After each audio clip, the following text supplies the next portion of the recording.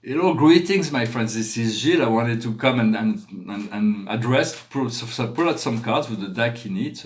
It's a very esoterical game. Also, we're passing through those eclipses. There's this lunar eclipse today. For eclipse have a very long-term effect, and there'll be a solar eclipse on the solstice, and there'll be a third one. So it is a very shifting time, and so we cannot see clearly what's before us when we're in time of the eclipse. So what we want to do is to relax, to enjoy as much as possible. For I'm going to pull a few cards and discuss a few ideas that are. We also have the card of the eclipse here. The cards are different than in the French reading, but in essence, the situation is mother's milk. It is the essence of duality that wants to return to the great unity, to the great one. Those little aspect of duality that wants to return to the great mother. For spirit, always the feminine side has to be addressed first. The emotional, the receptive side. Once we clear up our emotion, the mental process becomes clear. So emotions is a descending spiral, negative emotion, or ascending spiral, positive emotion. Eventually, we'll use our emotional body for this ascension, but we have to integrate this balance. And so it is not about the dark, the light to consume all the darkness within ourselves. That's really what's going to be happening no matter what. But it's about bringing this balance, being in acceptation, because wanting the light to fight the dark is like the dark wanting to oppose the light. It is a game of duality. We no longer want to play that. We want to find the acceptance of those parts of ourselves. And the card that comes around the situation is the solar return. It is the eclipse. It is it's a new chapter in human evolution, in our own personal life as well. So it's about allowing to turn this corner and to be kind and compassionate, to love ourselves no matter what, and to also be kind and compassionate in relationship to others, because everybody's struggling. Not everybody in the world have all the tools that we have as light workers. So they haven't been working with all those many things, and so we have to be understanding that they're going through that shift, but they don't have all the elements that we may have, or the time that we took to prepare. What we see before us is stillness, is the asylum. It is this horse that's finding the rest within a tree. So it doesn't feel all that, it doesn't seem all natural for a horse to go and sit in the tree, but it is finding this inner position of calm and stillness within this. What we have in our subconscious, the past, is the Lord Ganesh, the Lord of Obstacle. Is the divine director. Is the one that we have the understanding that what we seek is wisdom. The most powerful thing we can do is to bring our light and love into the world, to anchor that light and love. There is no higher service, to become lucid, to lucidity and compassion. And to anchor that, to know that only the love light of God and the sacred fire are what is permanent within ourselves. Everything else is changing, and we cannot prevent the change. And so we change by ascending, and sometimes we ascend, sometimes we descend, sometimes we evolve, sometimes we devolve. It's a process, it's like a dance, and so we have to be patient with ourselves. Right now, since we cannot see fully clearly, it's okay to be absurd. It's totally banana. It's okay to work through the laws of absurdity, the non-logical mind, to accept miracles beyond that which is logical, and to find that which makes you feel good, those passion, those higher, to live your life, to enjoy your life. For that, once we enjoy our life, we don't wonder all that much about all those things. We are within our passion, within the flow. What is coming in the near future is the freedom from fear, is the leap of faith. It is the fool. It is he who has made the great, who has completed the circle of, who has resolved the puzzle. So we're moving towards this completion. It is already there. And it's not already there, but it's coming, and those energies of the solstice will definitely bring completion. And this eclipse is very, very powerful in assist us in removing all kinds of cosmic debris. Where we are now, the strength we have is Maya, how she spins. So it is life is like a tapestry. We spin. We are created as God has created us, but yet we have free will and choice. So it is about the power of choice to choose to follow the inner guidance or to follow some mental process. For even the Christ, I was discussing that in the French video. For he chose to follow his inner guidance, although it led him. He knew it was going to lead him to this sacrifice, to this martyrdom of being crucified. He could have stepped out of that inner guidance and avoid the crucifixion, for those who may believe in such things.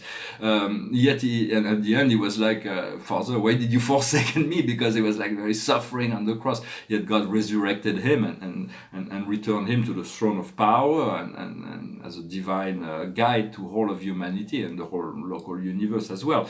But in essence, following the inner guidance, even if we're going to be crucified, is far better than to leave that. For me, my I am presence, my spiritual guidance is what gives meaning and my reason to live. It's this connection. I would rather die than to live without this guidance, without this.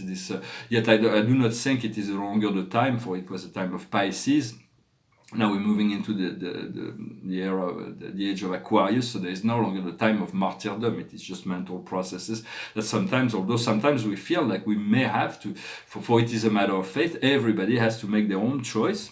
But in a sense, I feel that there may be a great deal of freedom and joy and liberation for me, for my environment, for the world as well, for everybody that has that.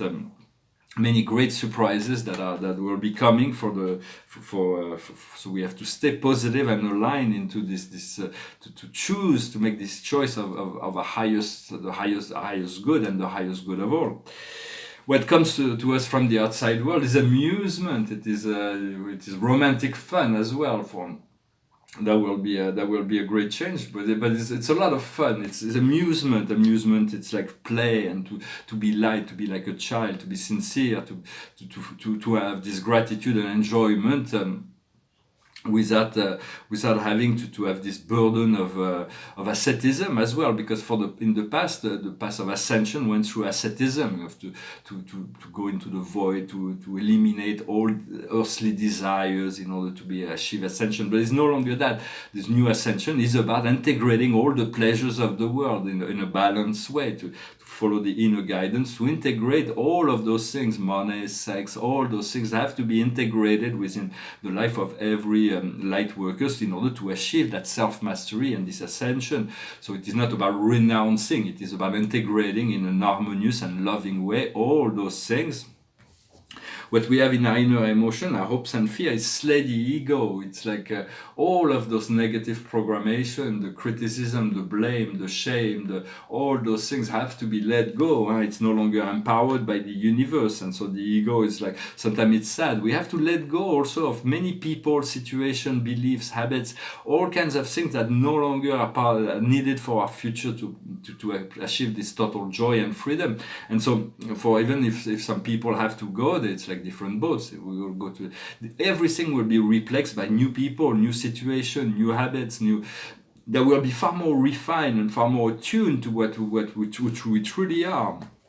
So it's a path of trust that we are being asked to, and the outcome is the burning bush. It's the lineage tree. It is a revelation, an empowerment. It is a new life that is coming, and your intuition should already have told you many things about those things that are coming into your future. For when the future is is felt and known, it becomes the present, and then but the key is to maintain that frequency. For we've received the idea of what we truly want within our life, or we envision something very beautiful that we want to receive into our life.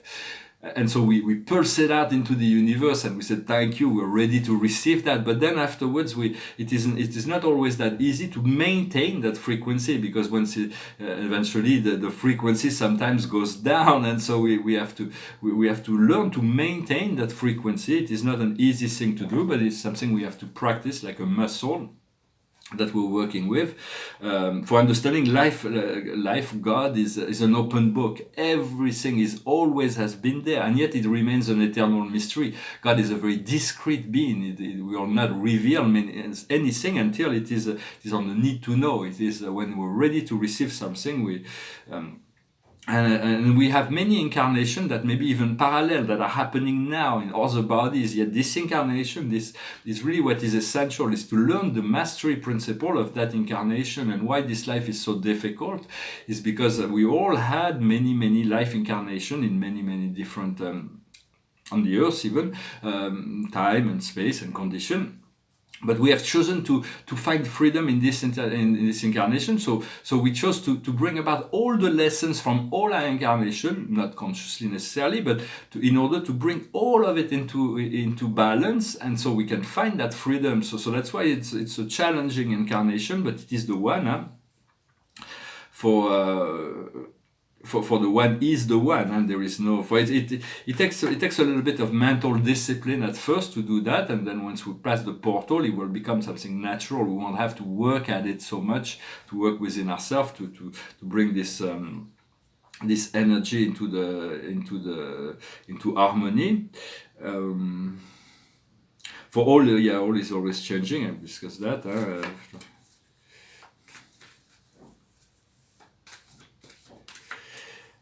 And so, for you are the one, you are all that is. In a sense, for the more we realize this unity consciousness, that all is about God, all is about love, all is about light, then the mirror of life reflects us some very deep things all the time. No matter what the environment, there is some inner connection that always guides us to higher understanding. And I was going to discuss some certain ideas about the reform of the great religions, but it's not really the time yet, so I'm not going to discuss that. What else was I gonna? Well, in a sense, yeah, we're moving through this portal. We want to be ready, and it is the last, the final. It is the end of the end. So let's see what the highest wisdom is. Our higher self. We have many higher selves, and on a higher level, we want to bring down this energy of the higher self to learn to nourish ourselves, to tune in. To turn our consciousness to the great central sun above, and bring this energy down into the physical, all the way down to the lower chakras. So they find it is like a nourishment. We have to learn to breathe more consciously, to utilize the cosmic breath, create an 8 on the rest, around the navel. There is the connecting point between the lower loop and the higher loop, and also to create. You can move into this number 8, this realm of infinity. So to breathe more consciously, it's not easy to rather than to have this very shallow breath, this unconscious breath. It's to utilize more time to breathe consciously. What we need to understand is karma. It is all those negative frequency, this negative pattern that can be overcome by unconditional love. And it's all the idea about bringing balance, understanding our karma. There is good karma as well. For there is all those things that we need to transmute, but there is also some our soul plan is part of our karma to fulfill this destiny, to be free and to move into the light. And yet to accept that with the certain things are being repeated in our life until the lesson is learned, because it's we've been practicing it unconsciously for so long. It takes a while for it to be completely disconnected. So turn your attention to address what's going on within, rather than finding scapegoats on the outside world. And this is just a mirror. Everything. The more we realize that, the more empowered we become, because we find. Since we realize that it is something that we need to address within, it is within our power to change it as well. What we need to do is the direction, is to stay focalized on that direction, to stay attuned to the light. For there has to be eventually there is no more darkness within ourselves. There is only light. We are only light. Doesn't mean that we don't have the yin and yang, the divine feminine and the divine masculine, the mental and the emotional and the mental. But everything find a blending, and so we want to keep on the direction that is whatever direction our heart and our soul is guiding us towards, and the outcome will be an effort. There is a certain effort that will be produced, but eventually it will all flow. It will all flow. So we just have to apply the right amount of energy. For I thought I was called to come and continue to speak here. For sometimes to just listen is far more powerful. To stay in silence and listen is far more powerful. Silence is the greatest prophet. For it is all is revealed within the silence and the words. Yet words are very important because they allow the transformation. We need to communicate. You want to be kind with your word as much as possible because they're very powerful tools of evolution.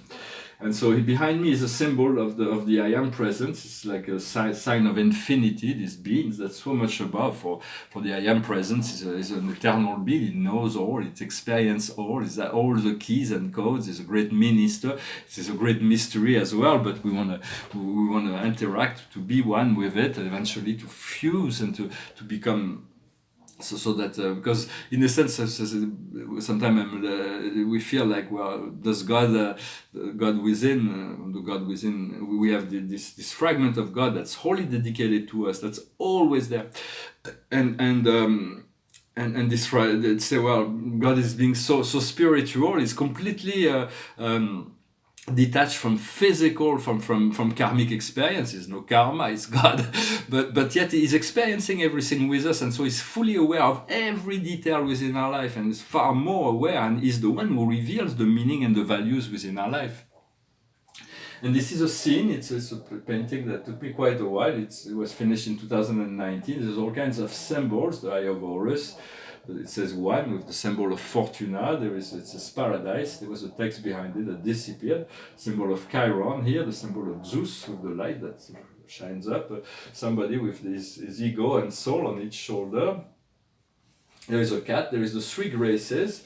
And there's a little spirit here with a heart, and then there's those paintings that so it's pretty powerful painting. It's very a bit expressionist. I'm going to sing a song. I don't have the words, but I think I remember them.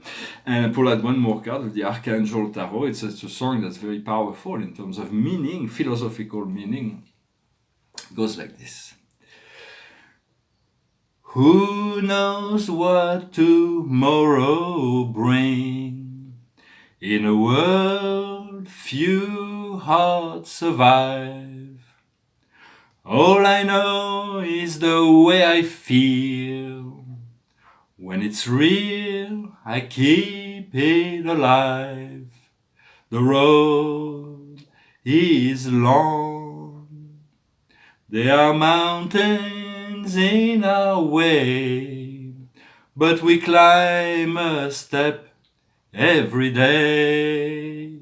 Love lifts us up where we belong, where the eagles cry on a mountain high. Love lifts us up where we belong, far from the world below, up where the clear winds blow. Some hang on to what used to be, live their lives looking behind. All we have is here and now. All our life out there to find.